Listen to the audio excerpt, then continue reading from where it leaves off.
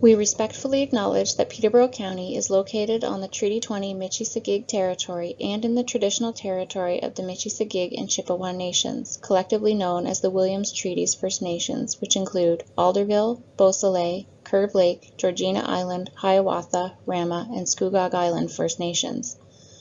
Peterborough County and its local municipalities respectfully acknowledge that the Williams Treaties First Nations are the stewards and caretakers of these lands and waters in perpetuity, and that they continue to maintain this responsibility to ensure their health and integrity for generations to come. A few items to keep in mind for this session. We ask that you please remain respectful, courteous, and polite to staff and other attendees on tonight's call. To ensure everyone can hear the presentation and discussion, please mute your microphone unless called upon to ask a question or participate in discussion. We ask that questions be held until after the presentation and after staff have had the opportunity to answer any questions that were received in advance of the meeting. To ask a question, you may raise your hand on camera or by clicking the raise hand icon from the webinar controls. All conversations had tonight are intended to be at a high level for policy review and direction. If you have a question about a specific property or how the policies will impact your particular situation, you are encouraged to contact county or township staff for a direct one-on-one conversation. Please feel free to connect with us at any time by providing written comments or questions via email to newcountyop@ptbocounty.ca. They can also be mailed or dropped off to our office at 470 Water Street in Peterborough. If attending any municipal office in person, you are encouraged to call in advance as these locations may be at different stages of reopening and may require a scheduled appointment time.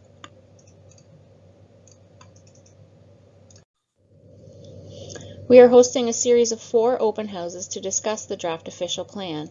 Tonight we are covering water and aggregate resources, transportation and infrastructure, and our last open house next week will look at the results of the county's growth management study and related policy implications. All of our previous open houses were recorded and are available on the county's website. Our schedule for this evening will follow the previous open houses. We'll start by reviewing some background information on planning in Ontario, and then we'll review sections 8 through 10 of the draft official plan, which covers aggregate resources, water resources, transportation, and infrastructure policies.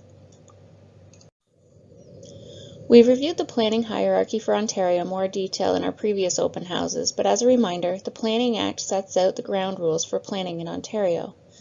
The Provincial Policy Statement, or PPS, issued under the Planning Act, provides a direction on a number of key issues, including the efficient use of land and infrastructure, the provision of sufficient housing, and the protection of the environment and resources. These provincial policies are then implemented through the Municipal Official Plan. The Provincial Growth Plan is a regional growth management document that applies to the County of Peterborough. The Growth Plan builds on the policy foundation provided by the PPS and provides more specific land use planning policies to address issues faced by municipalities in the Greater Golden Horseshoe.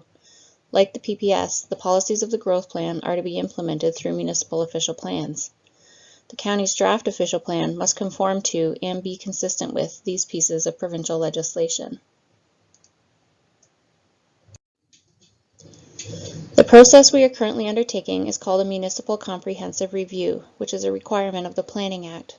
Rather than simply updating the existing OP, it was determined that the county would benefit from the development of a new official plan. This would not only help to clarify or correct certain policies in the current OP, but also provide the opportunity to create a document that is more user-friendly. As part of this process, the official plan is also being brought into conformity with the most recent versions of the Provincial Policy Statement and the Growth Plan. In addition to containing county-wide policies, the new county official plan will also serve as the local official plan for the townships of Asphodel Norwood, Durrow-Dummer, Havelock Belmont Methuen, North Kawartha, Otonabee South Monaghan, Selwyn, and Trent Lakes. Once the new OP is approved by the province, those townships that currently maintain their own official plans will repeal their documents. The PPS requires mineral aggregate resources and mineral and petroleum resources to be protected for long-term use. As well, the PPS provides protections for existing mineral aggregate operations and mining operations from development and activities that would preclude or hinder their continued use or expansion. Similar provincial policy has been in place since 2005, which recognizes aggregate mineral and petroleum resources and their extraction as a priority across the province. The PPS also makes it very clear that demonstration of need, including a supply and demand analysis, is not required for new or expanding aggregate operations. Policies in the draft official plan must be consistent with the policies of the PPS. As was discussed at our first open house, the criteria for establishing a new aggregate operation are found in the policies of the extractive industrial designation. The list of criteria is quite extensive and also provides required separation distances from existing sensitive uses.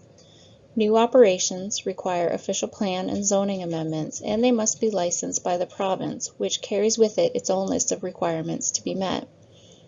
Section 8 of the draft official plan contains related policies, including the requirement for new or expanding operations to enter into a development agreement with the municipality.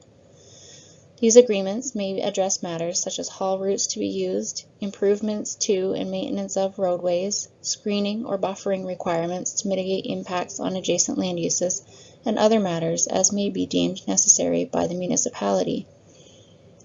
The OP also contains policy direction for the rehabilitation of a site once extraction is complete. Depending on the location and circumstance, operators may be required to rehabilitate the land back to an agricultural condition or return the site to a state of equal or greater ecological value, or ensure natural heritage features will be maintained or enhanced. Rehabilitation in the Natural Heritage System overlay have additional criteria that must be met. Just like there are criteria for establishing new extractive operations, there are reciprocal policies for establishing new sensitive land uses, such as a residential use, near aggregate deposits, or existing operations. As I mentioned earlier, these resources have been identified as a priority in the province and therefore have to be protected for their long-term use. The draft land use schedules include both lands designated extractive industrial and an aggregate resource overlay. The aggregate resource overlay has been mapped using data provided to the county by the province and includes primary and secondary aggregate deposits as well as tertiary deposits that meet a provincially recommended size criteria. Development, including the creation of new lots, is directed away from these areas, and where development cannot be located elsewhere, it must be demonstrated by means of a study that the use of the resource is not feasible or that the proposed development serves as a greater long-term public interest and issues of health, safety, and environmental impact are addressed. The draft official plan contains a brief terms of reference for such studies. Section 9 of the draft official plan contains policies that aim to protect, improve, or restore the quality and quantity of water where possible. The growth plan defines key hydrologic features as permanent streams, intermittent streams, inland lakes and their littoral zones, seepage areas and springs, and wetlands, and does not permit development, including the creation of new lots, within these features or within their 30-meter vegetation protection zone. Similar to natural heritage features, a natural heritage evaluation is required when development is proposed within 120 meters of these features. Given the extent of the features across the county, it is now extremely common for development applications to require a study in support of the proposal. The growth plan further directs that development in shoreline areas can only take place through infilling, redevelopment, or resort development, and provides a list of criteria to be met for these types of development. These provincial policies are in effect today, and policies contained in the draft official plan must conform to the provincial growth plan.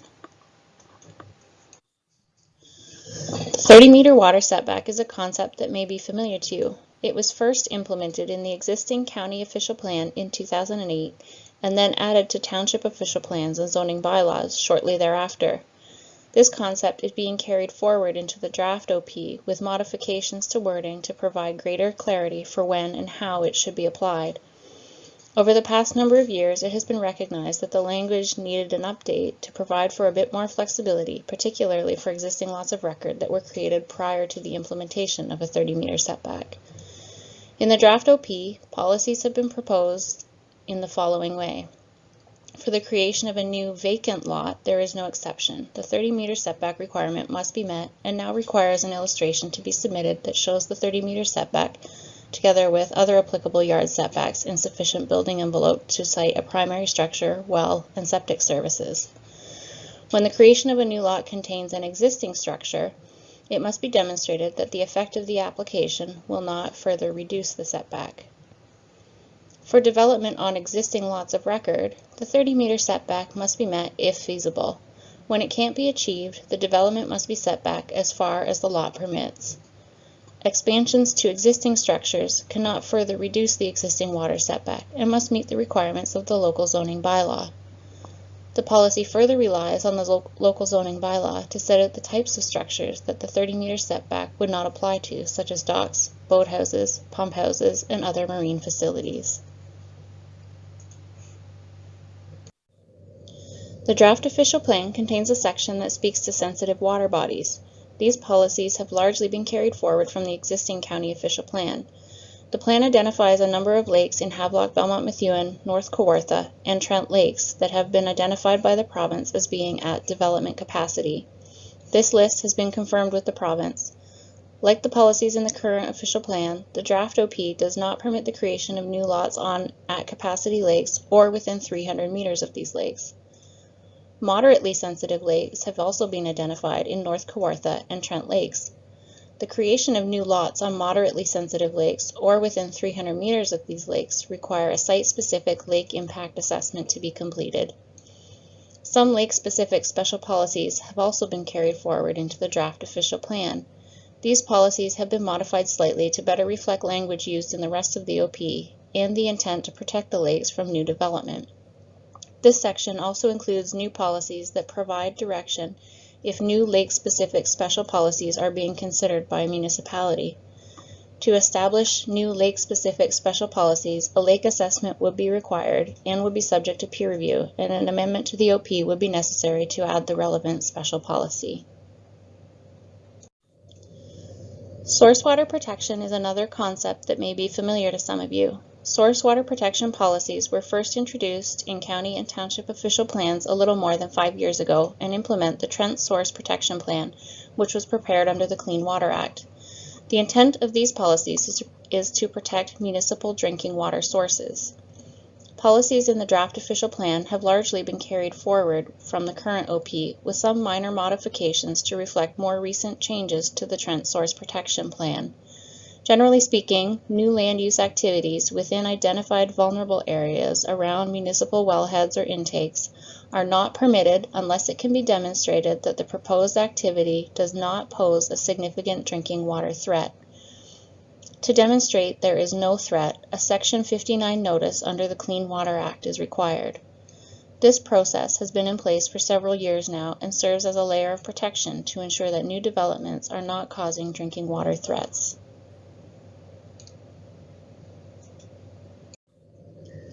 Section 10 of the draft OP identifies several types of roadways in the roads network and provides policy to ensure that new development does not cause traffic hazards or worsen existing traffic hazards. All new development must meet the requirements of the applicable road authority. The policies of the draft OP recognize provincial highways and county roads as the carriers of interregional traffic, which generally operate at higher speeds and volumes than local roads. For this reason, it is preferred that new development be accessed from local roads.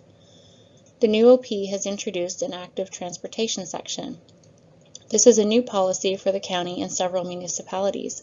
It encourages new developments to include infrastructure and linkages to the existing active transportation network and encourages municipalities to consider the use of public lands and unopened road allowances for active transportation purposes. Policies have been developed based on recommendations in the county's Active Transportation Master Plan and encourages local townships to develop an Active Transportation Master Plan or a Parks and Recreation Master Plan of their own, if not already in place. The policies of the draft OP are intended to work together with the recommendations of these types of master plans. Lastly, the transportation section concludes with specific criteria for development proposed adjacent to railway corridors and the Peterborough Airport. These policies have largely been carried forward from existing official plans, with minor modifications to the noise exposure forecast as recommended in the most recent noise exposure forecast contour update completed by the city for the airport lands. In addition, the draft OP contains some policies that speak to stormwater management, servicing, waste management, and other infrastructure. Stormwater policies are fairly high level and encourage low-impact design and green infrastructure to be used in an effort to adapt to climate change. It also implements policies of the growth plan by including direction for local municipalities to develop a stormwater master plan or equivalent for service settlement areas. Waste management sites are generally managed through the appropriate land use designation policies, but additional direction is provided in Section 10 of the draft OP to direct the establishment of new waste sites and encourage the use of programming and various waste management methods to reduce overall waste. This section of the OP also outlines a hierarchy of servicing options as provided for in the provincial policy statement. The PPS directs that full municipal water and sewer services are preferred for settlement areas. When this form of servicing is not available, private communal services are preferred for multi-unit or multi-lot development. Individual on-site well and septic may be used when other services are not available and when conditions are suitable for these types of services. In some cases, a servicing options or hydrogeological report may be required to support a development application for a new plan of subdivision on private services, for example, and a brief terms of reference for these studies has been included in the draft OP. So this concludes the policy summary part of our presentation for tonight. Please visit the county's website for a number of resources you may find helpful, including a full copy of the draft official plan together with land use schedules for 7 townships, reports to County Council, and background information and guidelines for both the provincial agricultural system and provincial natural heritage system. Our final open house will be hosted next week. Following that, we will be revising the draft official plan and making updates to reflect comments that were received as part of the consultation process. The second draft will then be released for public review prior to hosting a public meeting with County Council. A date for the public meeting has not yet been scheduled, but if you wish to be notified of when this will take place, please ensure you have either subscribed to our webpage or have got your name on our notification list. Thank you all very much for attending. If you have any comments you would like to submit in writing or you would like to register for the last open house, the email address again is newcountyop@ptbocounty.ca.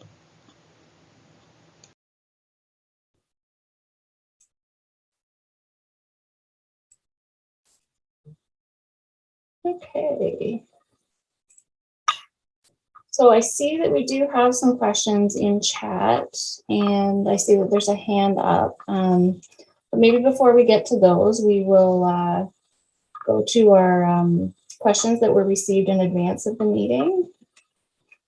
I'm just going to pull them up here. We did receive a couple before this meeting started. So the first question we have is to do with lake capacity. What criteria are being used to determine if a lake is at capacity? What process is available for a lake to be considered to be included? So the lake capacity issue. So lakes that have been determined to be at capacity have been determined to be that way through the Ministry of Natural Resources and Forestry, together with the Ministry of Environment, Climate Change, and Parks. And it's based on water quality studies and monitoring that follow the Lake Capacity Assessment Handbook. For new lakes to be considered at capacity, a lake assessment would need to be completed and either reviewed and accepted by the province, or we have that policy that we talked about during the presentation that allows a municipality to develop lake-specific policies by amendment to the plan where similar studies are completed and peer-reviewed. So that's how those specific policies would work. Our second question, what consideration does the official plan have for boat traffic? Boat traffic is a concern on lakes, particularly on the Trent Severn Waterway. So the official plan doesn't speak to boat traffic. It's a land use document, and we don't really address boat traffic at all. We would rely on just the general regulations for boating in that respect. Our next question is, the watershed planning section doesn't provide immediate specific measures necessary to meet the PPS requirement for municipalities to protect surface water features, including shorelines. The proposed watershed management plan is too uncertain and far in the future. It doesn't address an urgent need to protect shorelines and lake water quality. So the watershed plan is it is a growth plan requirement that requires upper and single tier municipalities to undertake a watershed plan. It's intended to provide a comprehensive and long-term approach for the protection of water quality and quantity in a watershed. Our draft watershed planning section of the NEOP recognizes that this is something that the county will undertake in the future when funding becomes available. But there are sections in the growth plan that speak to the protection of key hydrologic features. And in the presentation, we gave a definition of what key hydrologic features are. And any new development requiring planning approvals must comply with that legislation. And that's all been captured through the draft policy of the OP.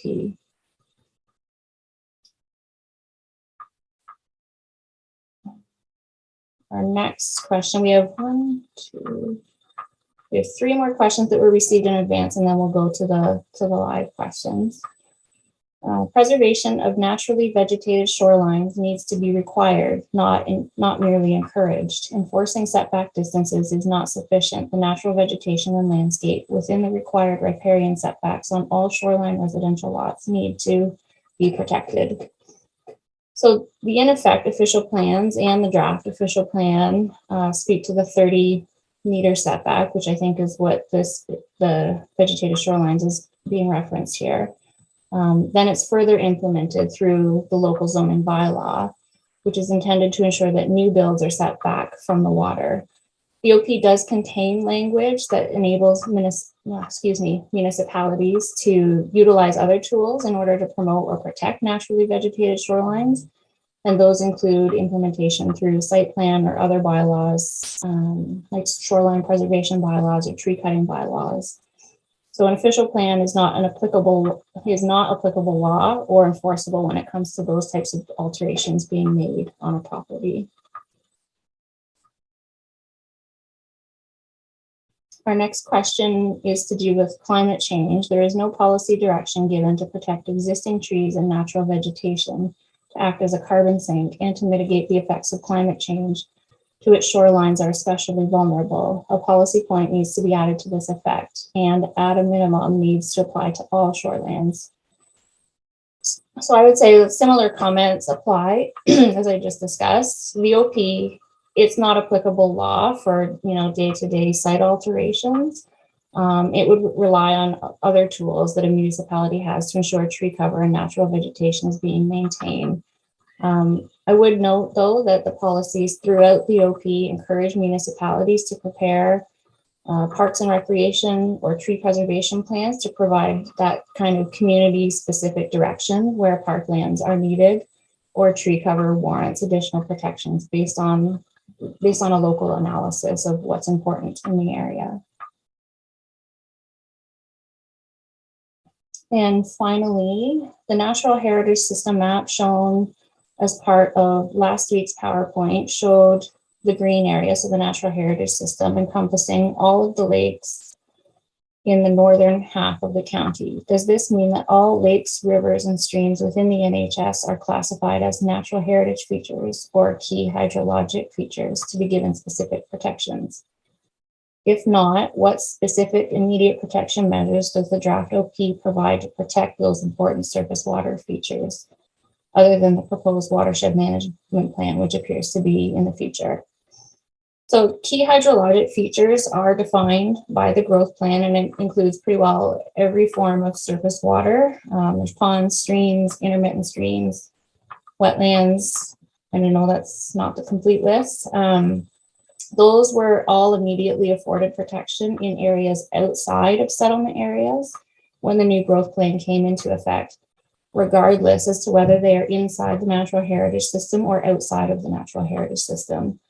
So the creation of new lots around those features is not permitted or within their 30-meter vegetation protection zone. And since the growth plan takes precedence over official plans that are in place today, we've been implementing those policies since 2017. And the draft official plan reflects those protections. So that same approach is being carried forward into the draft official plan. Settlement areas are treated a little bit differently in the growth plan, since that's where the majority of growth is directed to take place.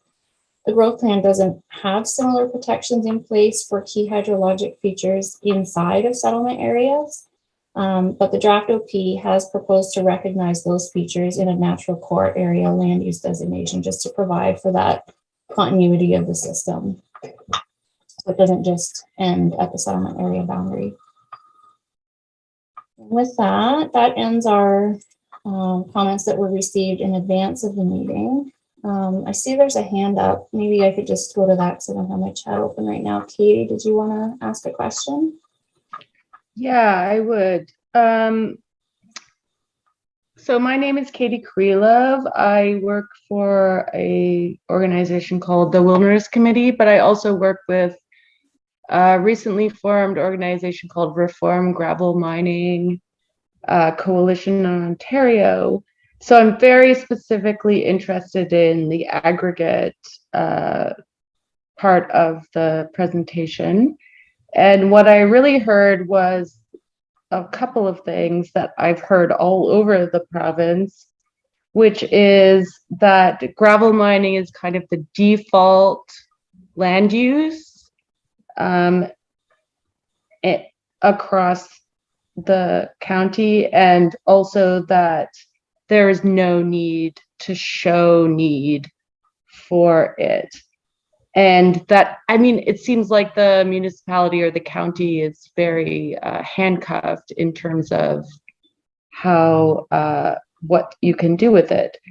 And so I just want to introduce the Reform Gravel Mining Coalition, which is recognizing these kinds of problems across the province, honestly, and calling for a moratorium on new gravel mining mines in the province until these issues can be resolved.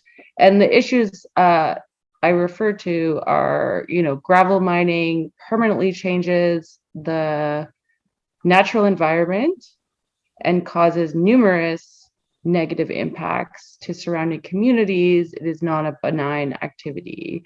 The gravel mining industry provides the raw materials for highway construction, for urban sprawl. These activities are significant contributors to greenhouse gas emissions in Ontario. Ontario's current application project for gravel mining allows uncontrolled proliferation of gravel sites across Ontario. Favors corporations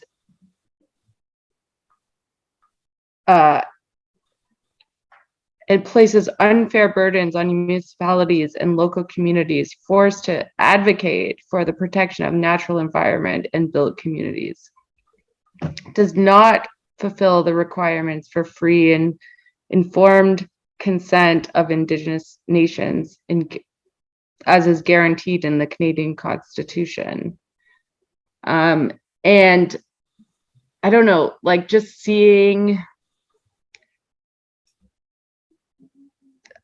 the way that aggregates are favored in the same way that natural environment is, as like protected places in this is just weird, honestly.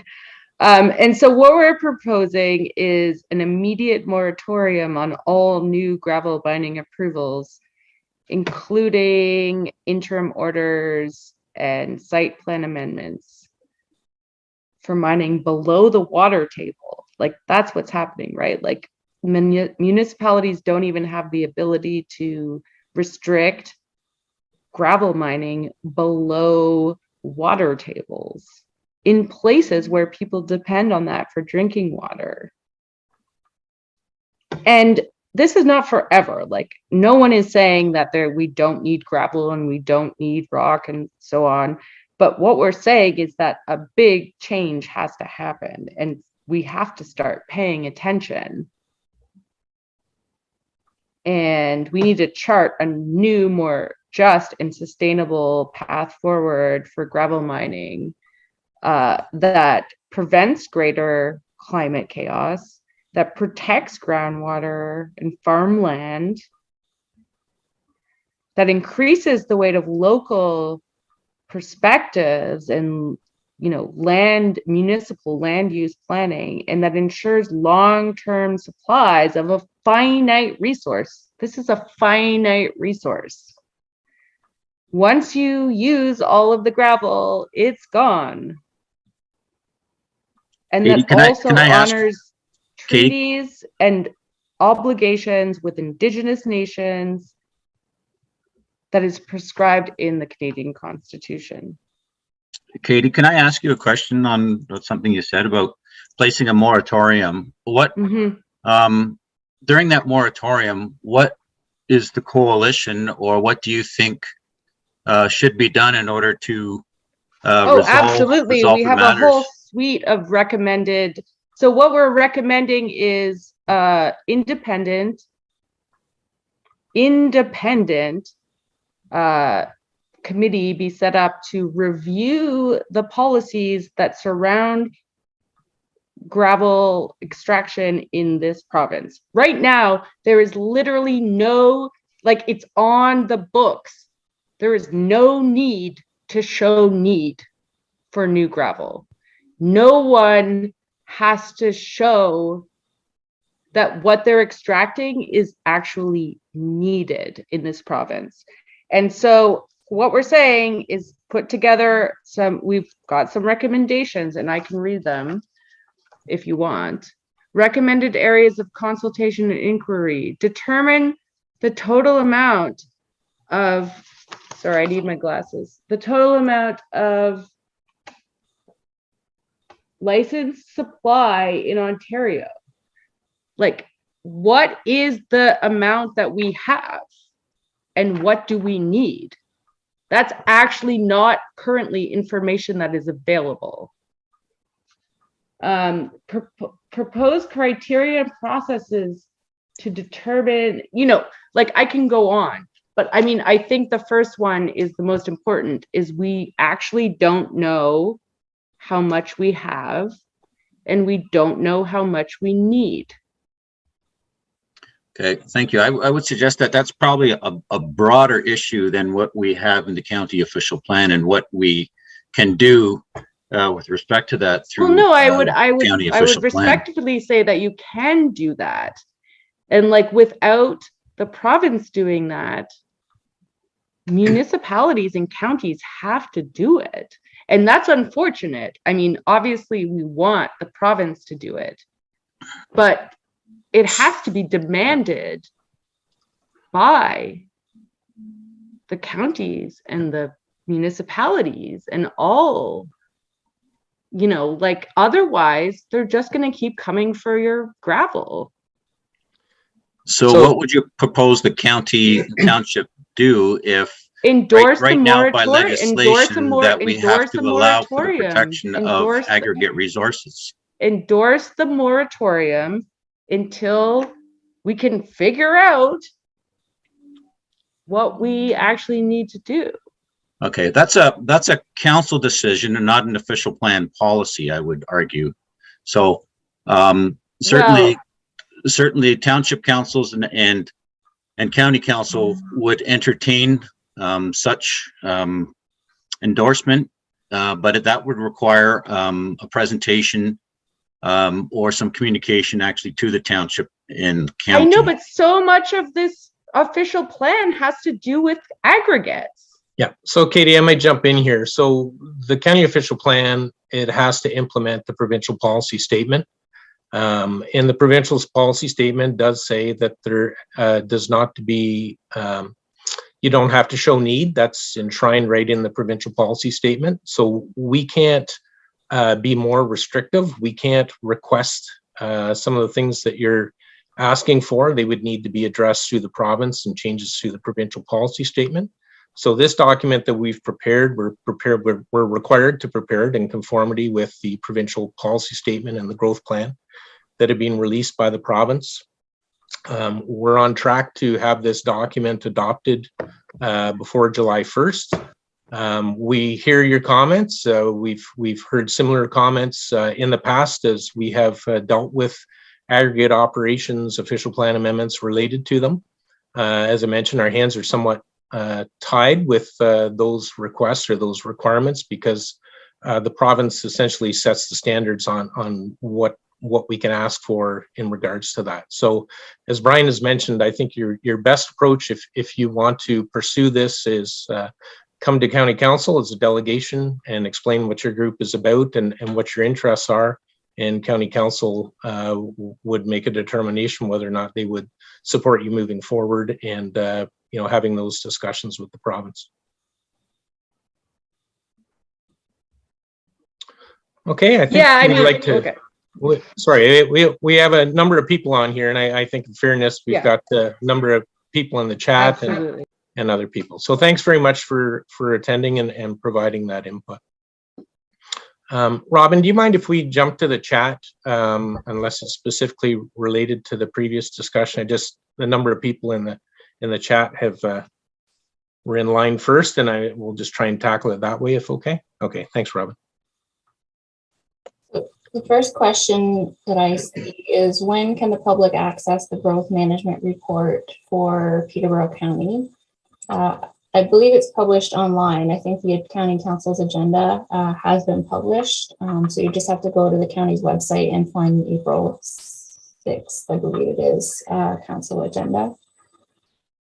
Are other counties in Ontario doing an update of official plans to meet a July 1st deadline? The answer to that is yes. There are a lot of other municipalities in Ontario trying to meet this July 1st deadline. Brian, did you have something to add? I just saw you hop on. No, that's okay. Thank you. Okay.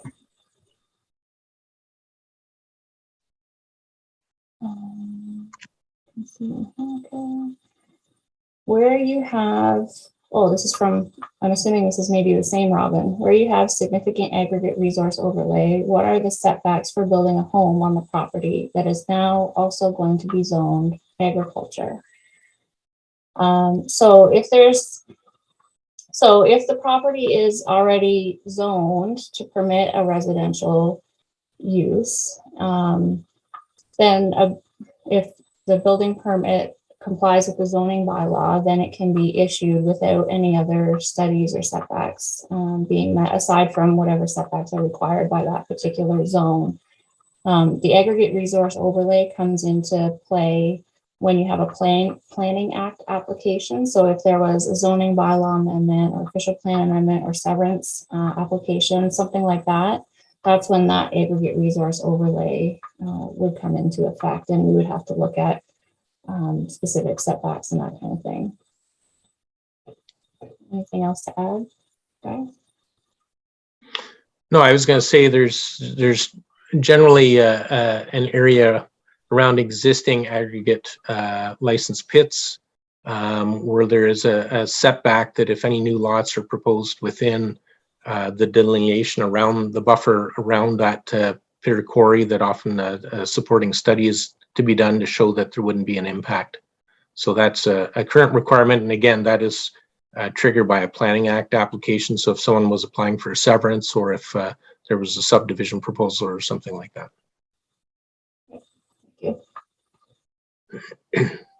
I'll just jump in for a second here. It's Per at the Township of Selwyn. Just the specific distance for Robin, it's 300 meters to gravel pits and 500 meters to quarries is sort of that buffer distance for the studies that Ian was mentioning. Yeah, thanks, Per. Okay. Our next question, page 14 says no development on at capacity lakes. Does this include existing lots, or was this intended to mean no new lots created on at capacity lakes? So yes, the intent was to be no new lots on at capacity lakes. If there is existing vacant lots on at capacity lakes, those have been taken into consideration as part of the capacity assessment. So that assessment would have assumed a full build out of all of those vacant lots. can you provide a link where we can get information on what lakes are at capacity? I'm not sure if you mean just in Peterborough County or in the province. They are listed in the draft official plan for the lakes that are at capacity in the county of Peterborough. And if you're looking for a whole provincial list, that I may have to ask the ministry if that information is available out there.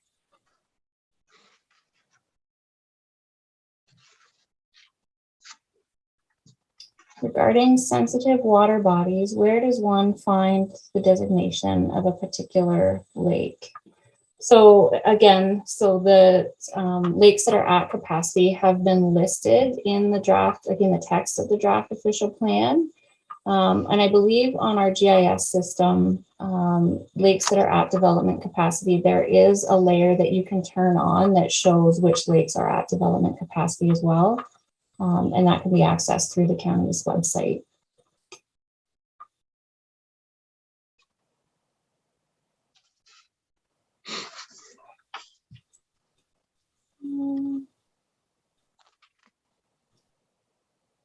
Oh, sorry, there's a follow-up question to that one. Also, if a lake designation has not been applied, do you think it's possible to get a lake designation by the deadline in July? I'd say, I don't know for sure, but I think that would be a very big time crunch to get a lake designated as at capacity by the time July rolls around, because it would have to go through a full lake assessment, and then that assessment would need to be either approved by the province or undergo some sort of peer review and then supported by the municipality. And if it's not provincially mandated that it has to happen, then there would have to be some sort of public consultation process on that as well, I would imagine. So I think that that's probably a no on that one. So I could add maybe something that probably by the deadline in July, the answer would be no, because lake capacity studies do take a certain amount of effort and are done, I believe, in certain times of the year. However, just because we adopt our official plan by July doesn't mean that while the Ministry of Municipal Affairs and Housing is reviewing our document, that a lake capacity study may be undertaken and approved by the Ministry of the Environment in the interim and added to the county official plan. So while the time frame here is short to adopt it, the probably answer is no in order to get one done because they're involved. But once we adopt the plan, it does not come in force in effect until the Ministry of Municipal Affairs actually approves it.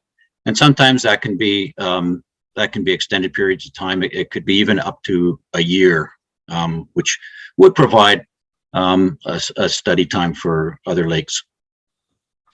I was just going to add too, if anybody, if you go onto the county website to take a look at the county official plan, it's page 159, provides a list of all the at capacity lakes, and there's quite a few on there. So it's page 159. Yep, thank you for that. Referencing section 262 site plan control, the county encourages the use of site plan control provisions. Does this particular reference speak to a development agreement struck between the municipality and a new aggregate development, speaking to health, safety, and environmental impact of any new aggregate development site? That is, can the municipality undertake an initiative to independently place site plan control language in any aggregate development agreement that would allow the municipality then to have a role in oversight of any given development agreement? I think, and maybe if there's any local staff on here, because the agreements are generally with the township, but I believe new aggregate operations are generally subject to a development agreement and possibly together with a site plan agreement. So they would work in tandem with each other. I don't know if there's any township staff on here that want to confirm that for me. Or maybe we don't have any township staff with aggregate operations in the municipality. Keziah, it's Barb Waldron. Okay. I can confirm what you said is correct. Okay, thank you.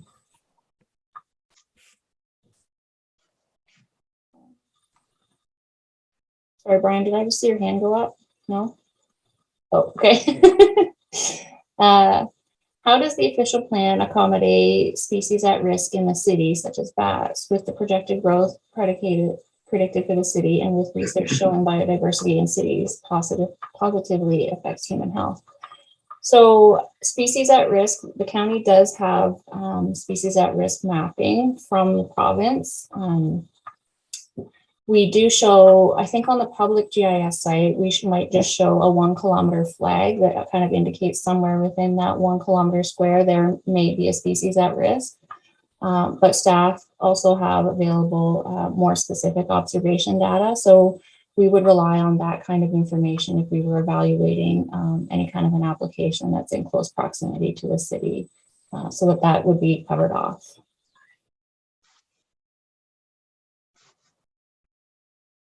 We should note maybe too, because that is sensitive information because there are species at risk. So we are not, we're basically, we have to take a training course through the Ministry of Natural Resources so that we as planners in our department and the local municipalities have access to that information, but we can't release it to the public. But we do use it as a flag when we are reviewing development proposals and are aware of it and can indicate the requirement for studies if they're in proximity to those areas. Yep.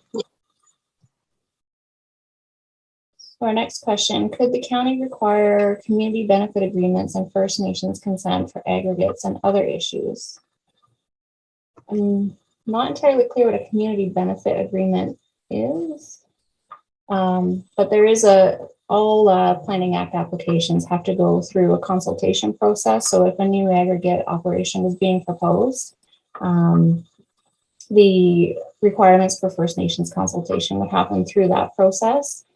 Aggregate operations also have to get a license from the Ministry of Natural Resources and Forestry through the Aggregate Resources Act. I don't know all the details of that process, but I would imagine that the province would have some sort of obligation to provide them with notice through that process as well.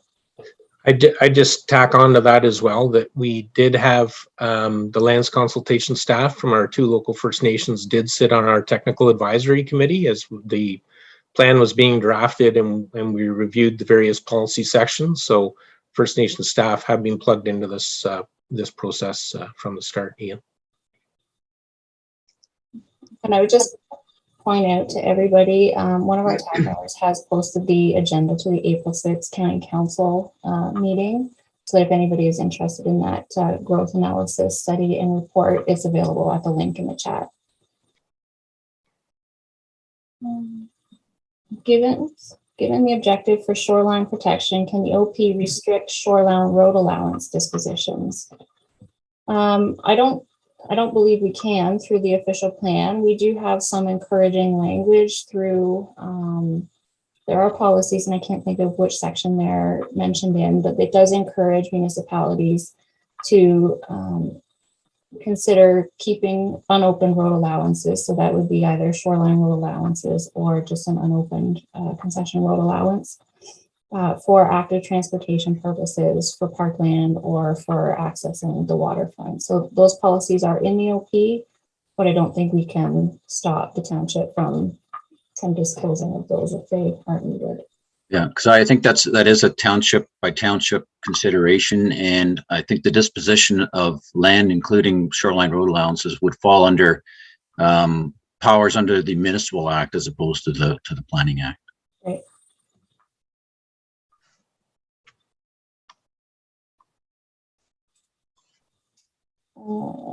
If a new lake were identified as at capacity by the province after the adoption of the OP, would they not automatically be included? The answer to that is yes. We have the policy in the official plan specifies that if a lake is determined to be at capacity by the province, typically we get a letter from them, or these days we might get an email from them just notifying us that this particular lake has been determined to be at capacity.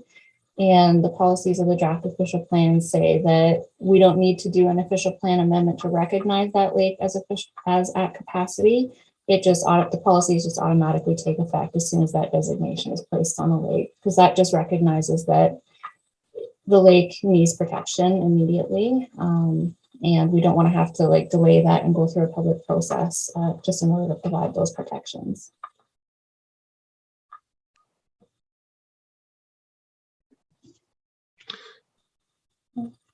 We maybe jump over to Robin. I think we're long past the ones that were there before Robin had her hand up. So Robin, did you want to go ahead with your question?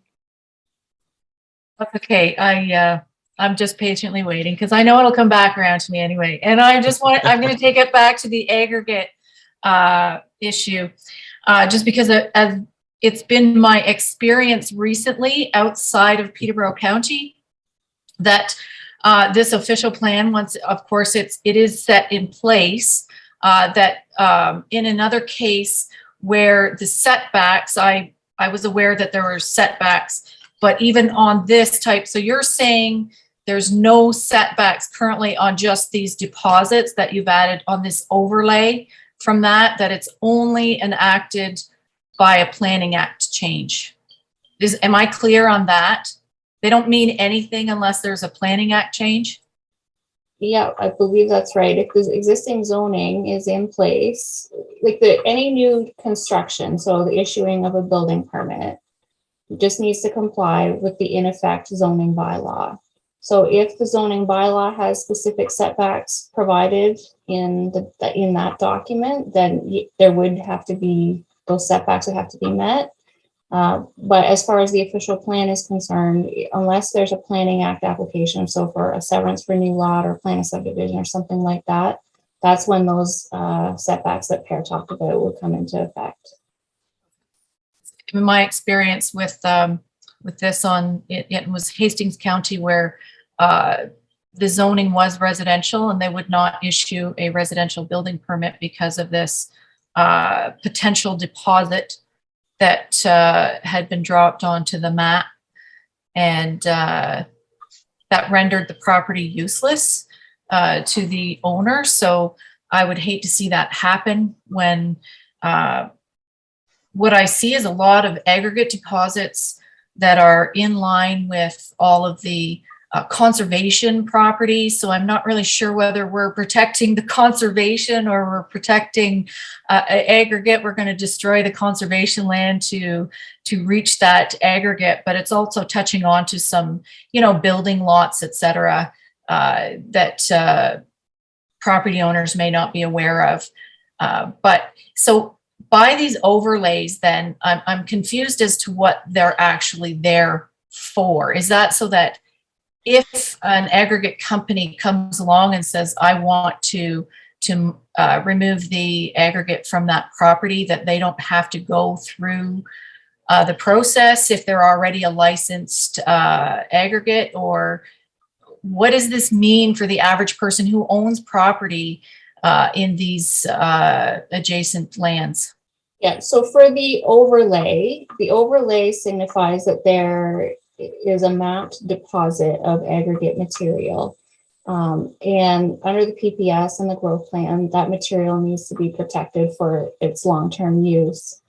If you own it and you're not going to be selling it, then you just carry on. If an aggregate operator purchased a property with that overlay on it, it's still subject to current zoning and current official plan designation. So if that official plan designation and zoning didn't permit that use, which chances are it probably won't, then they would have to go through an official plan and zoning amendment, which that would bring into play this whole list of criteria that needs to be considered. It's a public process, so that's when everybody gets involved. Council has to make a decision on it. So that's kind of the process. It's just kind of highlighting that there's a deposit there that we want to protect for the long term. It doesn't mean that an aggregate operator can come in and just start up overnight. And if the landowner is not an aggregate operator, if they want to do a severance or any kind of planning act application, they just need to be aware that that deposit is on there, and it could mean that they won't be able to do the work that they're hoping to do or get that severance that they're hoping to get, or that they might have to do studies that prove that deposit, for whatever reason, is not economically viable or it's not accessible because there are so many wetlands or whatever on the property. Yeah, I think Barb Waldron may have something to add to this. Yeah, go ahead, Barb. Oh, you're muted. I still haven't got the Zoom stuff down. It's been 2 years. Maybe I could just clarify. So when it comes to issuing building permits, zoning bylaw is applicable law. Official plan is not applicable law. So if somebody comes in with a very clean lot and they can meet all the provisions of the zoning bylaw, so they can meet the setbacks, the lot coverage, and they don't have to apply for any planning, I don't even look at the official plan because it's not applicable law in my list of applicable law in the Building Code Act. But if they can't meet a specific setback or a lot coverage, or for some reason they need a planning application, then it's a free-for-all now. They have to comply with all documents, including the official plan. So I thought that might just clarify that. Thanks, Barb. Does that set things straight for you, Robin? Yep, thank you very much. Appreciate that. No problem. Sorry I left you so long. Back to the chat, maybe. I just have to find where I was.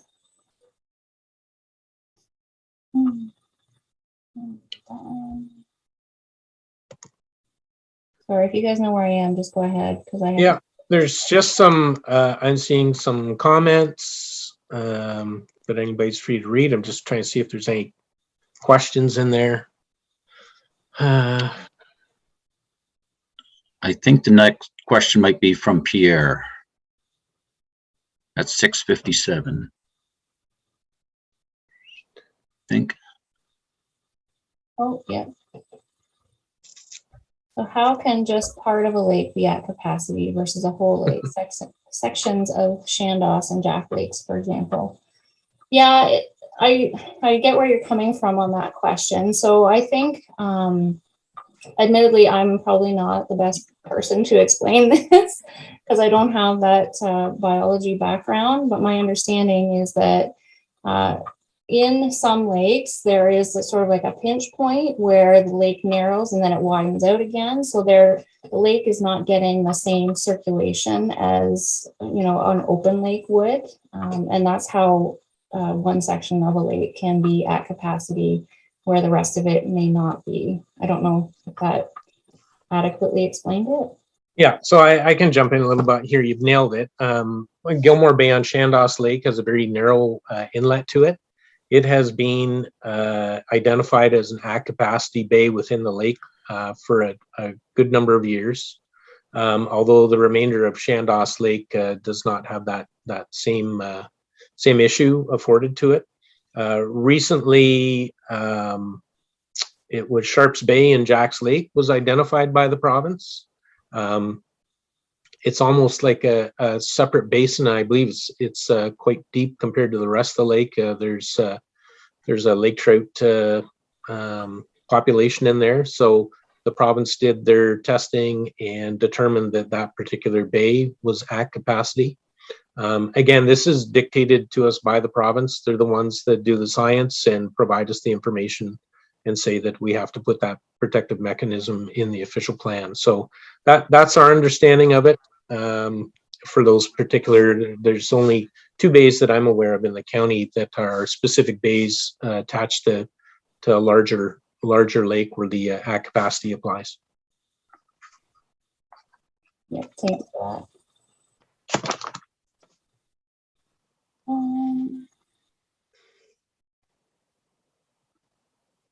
There is there's a comment. I don't know. It's not phrased as a question. It's not clear when speaking with the example, source water protection and highly sensitive aquifers. And it's speaking to new aggregate development within these areas. So for source water protection, we have mapping that delineate where vulnerable areas are around municipal wellheads and municipal water intakes. There's a number of them around the county, and we would rely any new development, including a new aggregate operation, would need to demonstrate that there's not going to be a significant drinking water threat in those areas. And they would have to get a section 59 notice from the risk management official. I don't know enough about that legislation to know how a new aggregate operation in significant or in source protection areas would be dealt with. Typically, they're near settlement areas as well, so there's obviously a high concentration of sensitive land uses in those areas. So it's probably not the best spot for a new aggregate operation to establish itself.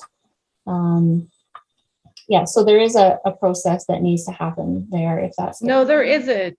I have my hand up, and there isn't. So like, there's a new. There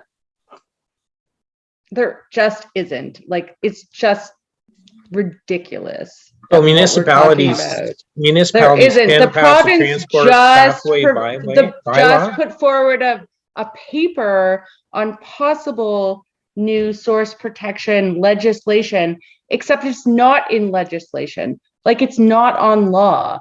There is no legislation, which is the problem, right? Like, it is not legislated. So we don't know how to do it currently. So municipalities through the Trent Source Protection Plan do have the ability to pass a transport pathway bylaw. They have the ability, but they don't have the mandate, or so like they can. I don't know that I agree with you there, because some of our municipalities have that transport pathway bylaw, and I was just involved in an Ontario Land Tribunal hearing where it came to light that the transport pathway bylaw did provide that level of protection. So, but we could talk about this offline if you would like.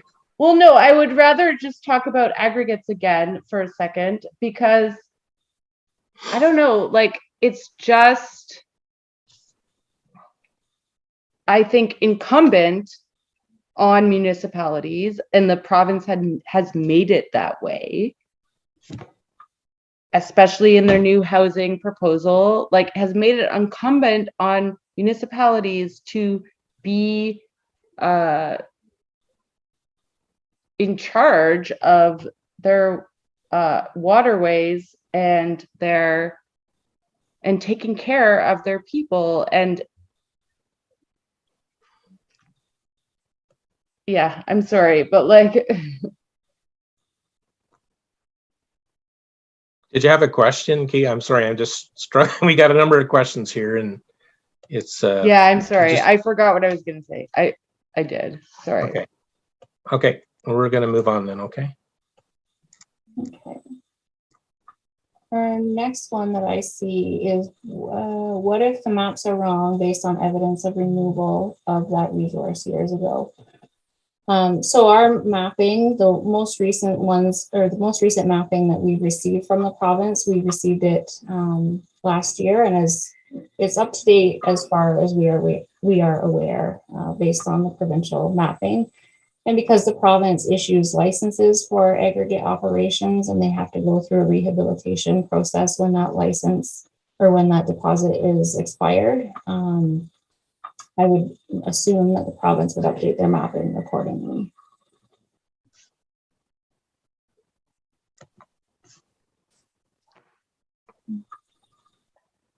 Yeah, that looks like the end of the questions, unless you guys have seen one that I've missed. I don't think so. If we missed your question on the chat, please feel free to speak out. There was a bunch on there, but I think we've got them all.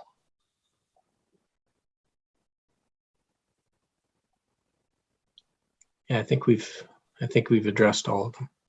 Okay. All right. Well, if that's it, then I would just thank everybody for attending, for your time tonight. This meeting is being recorded and it will be made available online. So if you know people that weren't able to attend and would benefit from seeing it, feel free to pass that link on once it's been posted. Yeah, and that would be it. I hope you all have a good rest of your evening. Thank you. Thanks everyone for